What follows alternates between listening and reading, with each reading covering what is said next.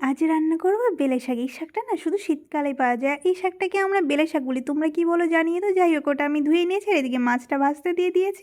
তারপরে বেশ কিছুটা চাল দিয়ে, আলা চাল বলি এটাকে, আর ওর মধ্যে কাঁচা লঙ্কা, শুকনো লঙ্কা দিয়ে ওটা মিক্সি করে নেবো। এদিকে ওই একই তেলে, মাছ ভাজা তেলে আমি বেশ কিছুটা জিরে আর শুকনো লঙ্কা ভেজে আমি তুলে নেবো বেশিরভাগটাই। আর কিছুটা জিরে রেখে দিয়েছি এর মধ্যে।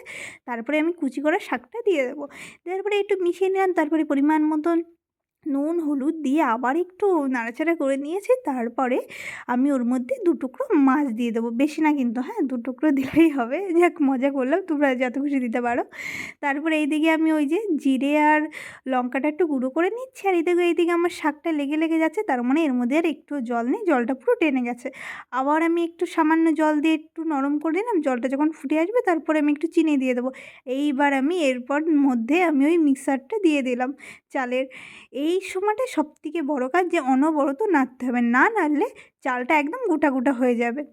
সে যাই হোক, ওটা আমি সুন্দর করে নেড়েছি এবং মাছটাকে আমি ভেঙে দিয়েছি। এবার তার মধ্যে ওই জিরে আর লঙ্কার গুঁড়িটা দিয়ে দিয়েছি এর মধ্যে। দিয়ে আমি বেশ করে নাড়াচাড়া করে এবার আমি দেখো নামিয়ে নিয়েছি। কি দারুণ লাগছে না দেখতে!